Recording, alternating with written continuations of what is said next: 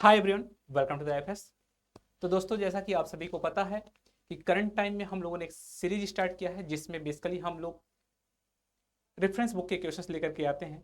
और आज हम इस सेशन में खासतौर पे बात करेंगे क्वेश्चन नंबर 6 के बारे में, जिसमें हमारा जो रेफरेंस बुक होने वाला वो हाउस क्राफ्ट की बुक होने वाली है। और बेसिकली अगर हम बात करें CSI नेट के एग्जाम में मैक्सिमम जो क्वेश्चन आते हैं इनऑर्गेनिक केमिस्ट्री के, वे हमारे हाउस क्राफ्ट से पूछे जा रहे हैं। तो उस बिहाफ पे हमने डिसाइड किया है कि आप सभी को यहाँ पे जितनी भी रेफरेंस बुक है, खासतौर पर इनऑर्गेनिक केमिस्ट्री, ऑर्गेनिक केमिस्ट्री और फिजिकल केमिस्ट्री, सबके क्वेश्चन हम वन बाय वन कराएंगे। जो अच्छे लेवल के क्वेश्चन है, जहां से एग्जाम में बनने की प्रोबेबिलिटी मैक्सिमम होती है, उस टाइप के क्वेश्चन को हम लोग देख रहे हैं। तो चलिए इस सेशन को हम स्टार्ट करते हैं। आज का जो क्वेश्चन है देखते हैं क्या है क्वेश्चन। आज का क्वेश्चन आपके सामने दिख रहा है। तो क्वेश्चन हमारा दिया गया है द कॉम्प्लेक्स ऑफ मरकरी का एक कॉम्प्लेक्स दिया गया है, एक जर्कोनियम का कॉम्प्लेक्स दिया गया है और पूछा गया है इसमें कोऑर्डिनेशन नंबर। तो खासतौर पे ये क्वेश्चन जो है एक यूनिट टाइप का क्वेश्चन है। यहाँ पे खास तौर पे डिपेंड किसके ऊपर करता है, कोऑर्डिनेशन नंबर। तो एक कोऑर्डिनेशन नंबर हमारा डिपेंड करता है जो यहाँ पे हमारे पास BH4 दिया गया है। BH4 हमारा एक लिगेंड की तरह बिहेव करता है। किसकी तरह बिहेव करता है? ये हमारा एक लिगेंड की तरह बिहेव करता है, लिगेंड की तरह बिहेव करता है। BH4 माइनस के फॉर्म में रहेगा। ये हमारा लिगेंड की तरह बिहेव करता है।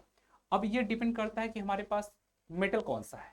अगर मेटल हमारे पास खासतौर पे मरकरी और जर्कोनियम होगा, मरकरी और जर्कोनियम होगा, तो उस समय हमारे पास जो BH4 होता है ये ट्राइडेंटेट लिगेंड की तरह बिहेव करता है। किस तरह बिहेव करता है? ट्राइडेंटेट लिगेंड की तरह बिहेव करता है।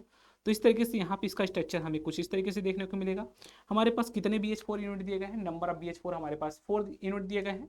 तो हमने एक यूनिट इस तरीके से लगाया, सेकंड यूनिट हमारे पास इस तरीके से आपको देखने को मिलेगा।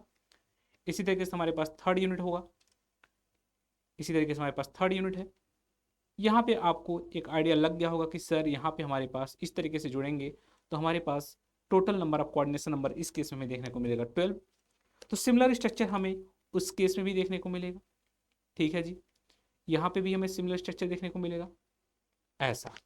तो इस केस में मरकरी के सराउंडिंग में अगर हम देखें तो 1 2 3 4 5 6 7 8 9 11 12।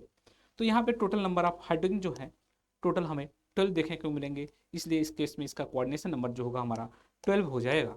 तो सिमिलरली अगर हम बात करें तो सेम कहानी हमारे पास यहाँ पे भी दिया गया है, बट इस केस में थोड़ा सा लिगेंड को मॉडिफाई किया गया है, तो उससे कंफ्यूज नहीं होना चाहिए।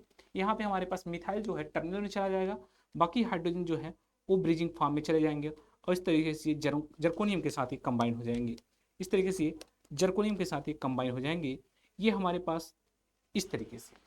तो यहाँ पे टोटल हमने एक यूनिट ये बनाया है, इस तरीके से टोटल 4 यूनिट जुड़ेंगे। तो हमारे पास जैसे हम नीचे का स्ट्रक्चर बनाया सिमिलरली वैसे ही स्ट्रक्चर हमें इस केस में भी देखने को मिलेगा।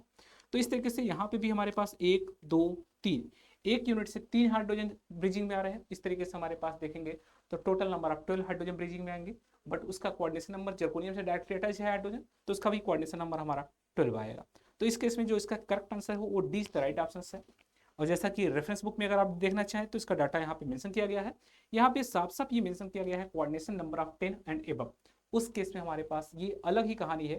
तो यहाँ पे साफ साफ ये एक्सेप्शन के तौर पे कहा गया है कि एक्सेप्शन के तौर पे है, और यहाँ पे ये चीज़ें बताई गई हैं कि हमारे पास यहाँ पे ये ट्राइडेंटेट लिगेंड की तरह बिहेव करता है, जिसकी वजह से इस तरीके से हमें कोऑर्डिनेशन नंबर देखने को मिलता है। ओके गाइस, आई होप कि आप सभी को इसका सोल्यूशन समझ में आया होगा। तो चलिए दोस्त, ऐसे ही सेशन के साथ जुड़े रहने के लिए आप लोग चैनल को सब्सक्राइब कर लीजिए। उसके साथ साथ एक इंपॉर्टेंट पॉइंट है आप सभी के साथ शेयर करना चाहेंगे।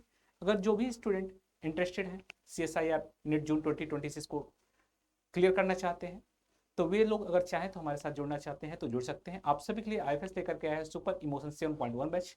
तो ये बैच हमारा 2 फरवरी से स्टार्ट हो चुका है।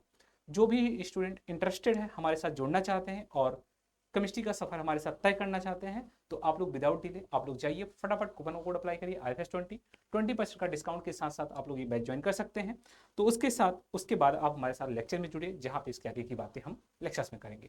बट एक और इम्पॉर्टेंट थिंग आप सभी के लिए है, खासतौर पर जो भी students SET GATE CSIR NET इन सभी का प्रिपरेशन कर रहे हैं, उसके साथ साथ असिस्टेंट प्रोफेसर का प्रिपरेशन कर रहे हैं, तो आप सभी के लिए IFS के ऐप पे बहुत सारी चीज़ें अवेलेबल हैं। जस्ट लाइक जैसे अगर मैं बात करूँ प्रीवियस ईयर क्वेश्चन पेपर वो भी टेस्ट फॉर्मेट में, उसके साथ साथ यहाँ पे DPP कुछ क्वेश्चन के दिए गए हैं।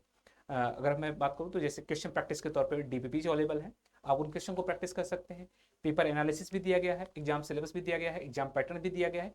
ये सारी चीज़ें हमारे ऐप पे फ्री ऑफ कास्ट अवेलेबल है, तो आप विजिट करके वहाँ से काफ़ी डाटा या काफ़ी इन्फॉर्मेशन आप कलेक्ट कर सकते हैं। ओके गाइस, तो चलिए आई होप कि आप सभी को ये सेशन अच्छा लगा होगा। तो आज के लिए बस इतना ही। Thank you and happy learning. Bye bye and take care.